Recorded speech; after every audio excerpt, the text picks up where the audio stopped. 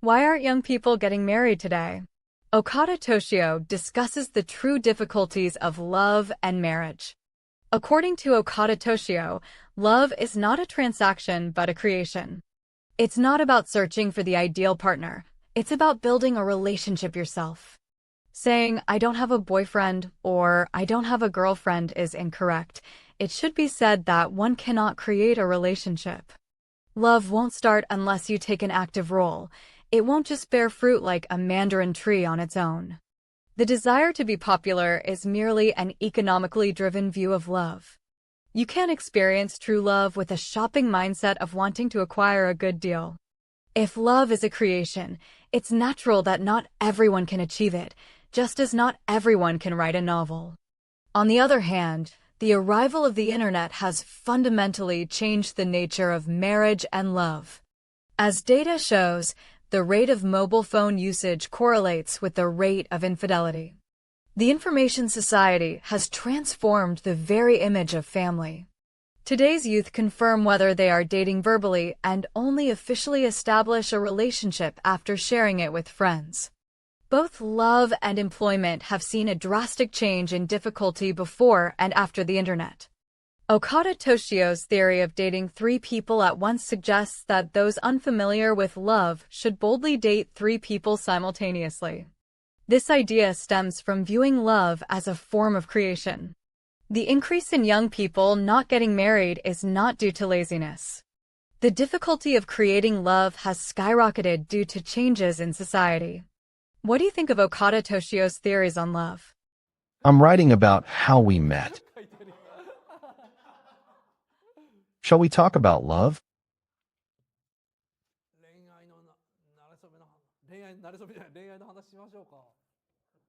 Well, first of all, the topic of love that we're discussing today, I want to talk about the theory of having three boyfriends. First off, the issue of love is really about money and women, right? So, I want to discuss that, but to talk about women, I'll start by addressing women directly, though that might sound strange. So, it might seem like I'm talking about something unrelated to you, but it will connect by the end, so please bear with me. I've mentioned this theory of having three boyfriends, and you can find it on Okada Toshio's blog. Currently, there's a women's magazine called Beauty Encyclopedia published by Kadokawa, and there's a deep interview featured in it. So, for women who aren't used to dating, or those who can't seem to get a boyfriend, I suggest they should aim to have three boyfriends at once. This isn't something I'm saying to all women, but for those who say they can't get a boyfriend, or who aren't familiar with dating, I'm saying it's better to try and have three at once. As I was talking about this, I realized something. But for more details, please check the blog. I know, that's not very helpful. Because if I were to explain it all, it would take forever. Yeah, it's a three-pronged approach. All at once, three. Alright.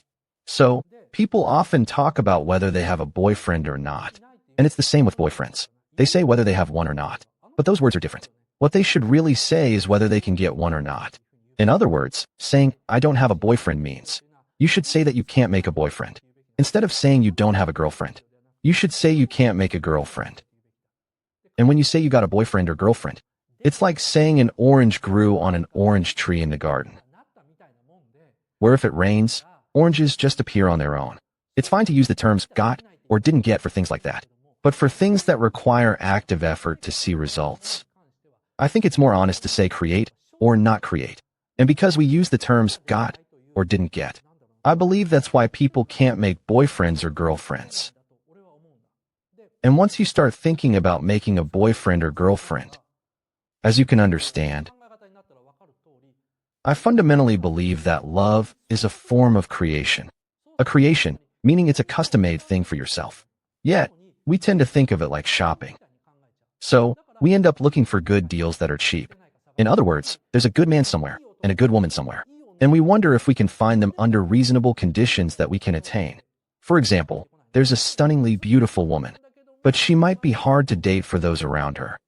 And we wonder if a girl might suddenly move in next door. That's the kind of amazing deal we hope to find at a reasonable price, something that's meant just for you. But, thinking about it like shopping, As I mentioned earlier, dreaming about it is fine. But when it comes to love, treating it like shopping, where everyone wants what's popular, and figuring out how to obtain it with minimal effort. Wanting to be popular is just like that, isn't it? Wanting to be popular means that everyone thinks of a good man or a good woman. People who are popular elsewhere, wanting them to put in the least effort possible, like not having to flirt, send emails, or make phone calls, but rather have them naturally gravitate towards you. This reflects a sort of economically driven theory of love. I can't help but wonder if that's really the right way to think about it. Because I fundamentally believe that love is a form of creation. As I mentioned earlier, it's not about shopping. It's a creation, so it's like a custom-made order just for you. What I mean by that is, if it were shopping, there would be something of value for everyone, which would mean that you also have the same value. For example, this bag is recognized as having value by everyone, so it makes sense for me to want this bag too. That works when you're shopping, but in reality, it's not that simple. For instance, just having an Hermes bag doesn't mean much on its own. If you walk outside wearing an Hermes bag and in sweatpants, instead of saying, "Nice Hermes," people might say, "What's up with that person in sweatpants carrying an Hermes?" They might think, "Are they crazy?" Or they might say, "Having an Hermes bag is kind of embarrassing." In other words, it tests whether you match up to what that represents. Shopping has that scary aspect to it. The moment you buy it, whether by clicking or in a store, is fine. But once you take it home and try to use it, the situation changes completely. Love is similar. Just because you have an ideal partner, it doesn't mean that being in a relationship with them is ideal or guaranteed. To be specific, I got a boyfriend. But that boyfriend is really into outdoor activities. And if I say that I prefer staying indoors, then what happens? The very act of dating is becoming increasingly stressful. That's because you have to adjust to what the other person wants. So, in order to date a super handsome guy, the ideal boyfriend everyone envies, you end up enduring it day after day. The question is whether that can really be called a good relationship. According to the shopping theory, it is a good relationship because you got the ideal boyfriend. But from the creation theory perspective, you've been searching for something that doesn't match you. So it's not enjoyable, right? Basically, that's how I see it.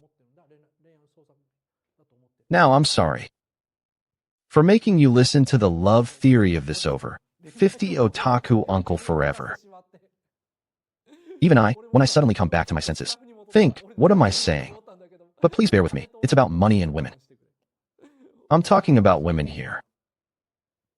So, let's assume love is a creation. If love is a creation, isn't it natural that not everyone can do it? Shopping is something anyone can do if they have the money. There are cheap things available, so everyone can buy.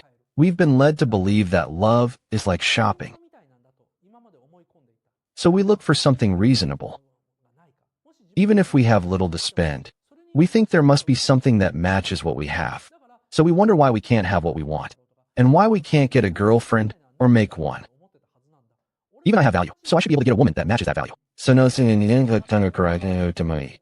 Ideally, a woman who's just a bit more valuable than me is what a man wants to obtain. Thinking in economic terms, they must be thinking of it like shopping. But as I mentioned earlier, if love is a form of creation, it's only natural that not everyone can create. That's right, not everyone can write a novel. I want to talk about how work and love are quite similar. The reason is that if we only talk about work, people might think, just try harder. Or, it's because you're not putting in enough effort. Or if you come in smarter and act more greedily, things will work out. They definitely think like that. So, how can we break out of that mindset? In such cases, I often think about auxiliary lines. In other words, when you're thinking about something, if you focus solely on it, the frame becomes rigid. So you need to draw a line from an unexpected angle and say, how about considering it this way? If you switch your perspective like that, it might become clearer. And the biggest issue with changes brought by the internet, I find it similar to the problems of love and marriage rather than just employment issues. And this is the first time I've heard Okada-san speak in Kansai dialect.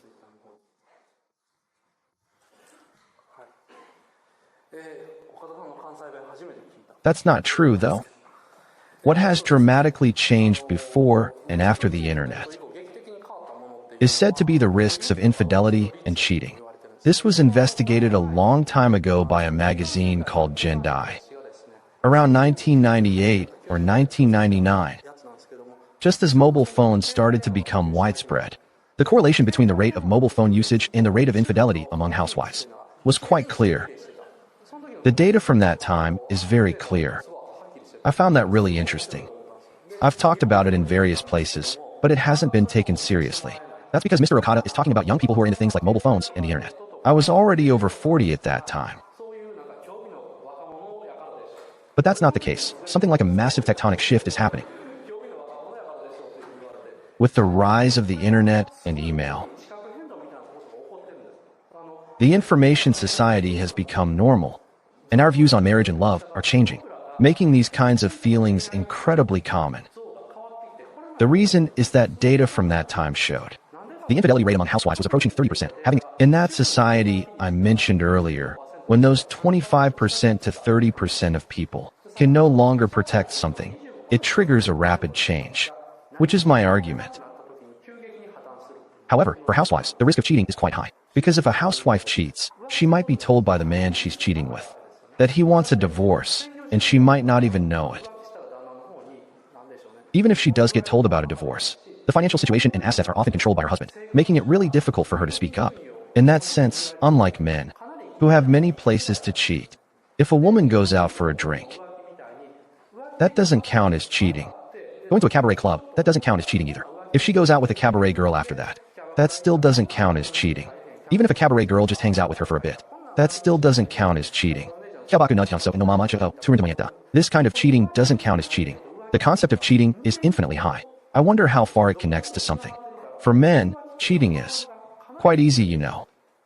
So, in today's society, where men have two options, in a society where it's easy to cheat, the people who cheat are either those who can't cheat or those who don't want to cheat. It's one or the other. I think it's that extreme. But for women, it's not quite the same. In the case of women, it's not about those who can't cheat or those who don't want to cheat. It's that there are no opportunities or chances at all. First of all, the major group of people was found among housewives. That was about the level of mobile phones. And that was about 10 years ago, really before the era of Galapagos phones, like those old flip phones. Those had limited functions. But the infidelity skills of housewives have exceeded 25%. In a networked society, there's something like that. First, the image of marriage has changed, and the image of family has changed. Next, what we are facing is, at the current universities, I've been talking to young people, and what they often say is that they just started dating recently, or maybe they're not even dating yet. That's what they say. What this means is, they seem to define whether they're dating or based on that. The reason is, for both parties, they need to confirm, we are dating, right? And then they would share that with their friends. In other words, it's like they've made the fact that they are dating public, so to speak. It's like they've officially started to open up about it. And without some sort of trigger like that, it seems they can't really say they're dating, and they are thinking about it from that perspective. And this, too, is really quite a high bar, isn't it? In other words, somebody. The question is how much of our personal we are willing to make open. And if what we make open isn't shared, then it loses its meaning. Thinking this way, they then confirm with each other whether they are actually dating through verbal communication.